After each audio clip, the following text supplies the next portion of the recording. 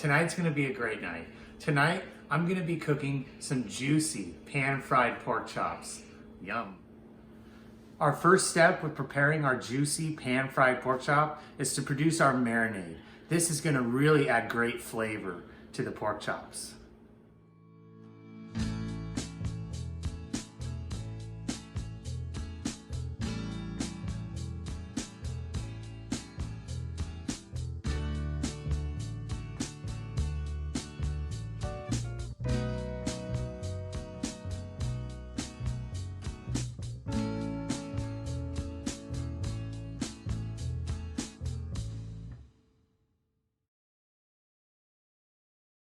So now that our pork chops have had time to marinate, at this point, I'm gonna coat them with seasoning before we put them in the oven.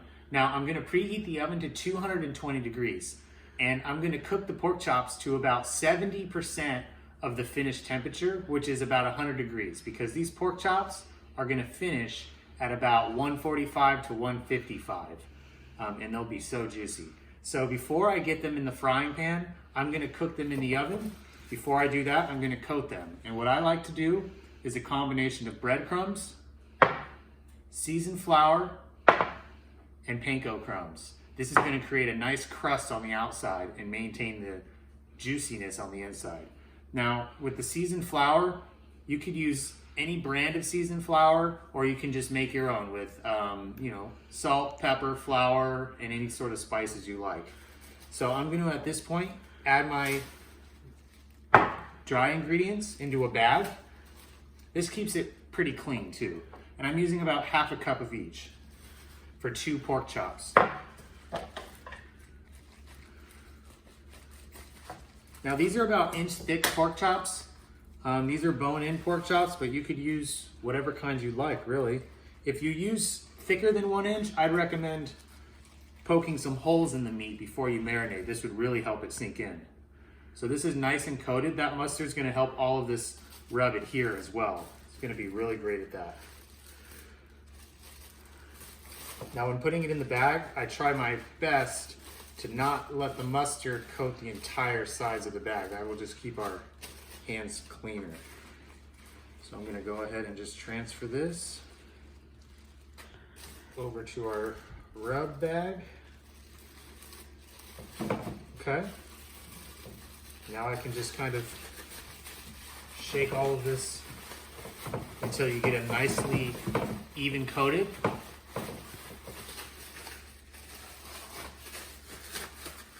So now that we have the dry ingredients evenly applied to both pork chops, I went ahead and placed these on a rack, on a pan, and this is going to allow our pork chops to cook evenly on both sides in the oven without us having to flip these at any point. So I went ahead and brought these pork chops over to the oven, and right before I put them in, I set my thermometer to 100 degrees and I insert my thermostats into the center of each pork chop. Now again, our oven is set to 220 degrees, and for these to reach 100 degrees, it'll be roughly 45 minutes to an hour.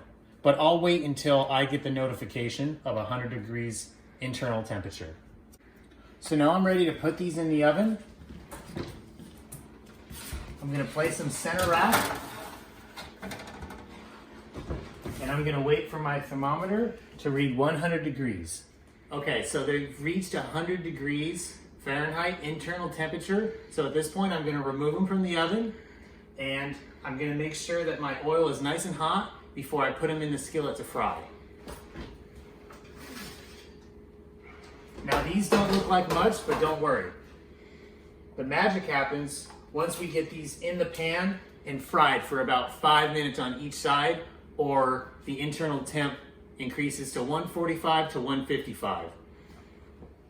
Okay, so our oil is just about ready. For me, I can tell by the shimmer, but I'm gonna show you a cool trick on how you can quickly just test whether the oil is ready to fry. All you need is a toothpick, and you're gonna just put it in the oil, and when you see these bubbles coming from the toothpick, that's when you know that it'll fry your chops. So I like to use a cast iron because 1, it fits 2 pork chops perfectly. For 2, I don't have to use as much oil than I would if I used a giant pan and fried it in that. So it just works perfectly with the cast iron. So I'm gonna go ahead and put these in here, and we're gonna get a nice fry. Now it's important when you place these in here that you place them away from you so you don't get any splash. Now I'm not afraid of it. Don't make any sudden movements, you're okay.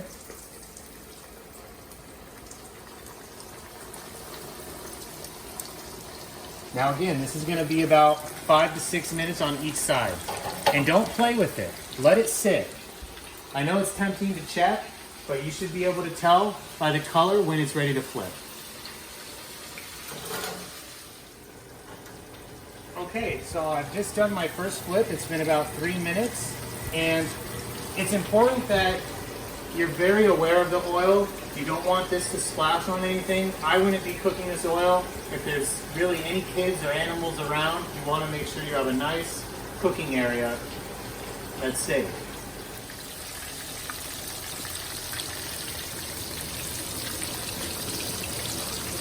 I'm just going to check the internal temp on my pork chop right now. Looks like it's about 1 to 2 minutes away, and these are going to be perfect.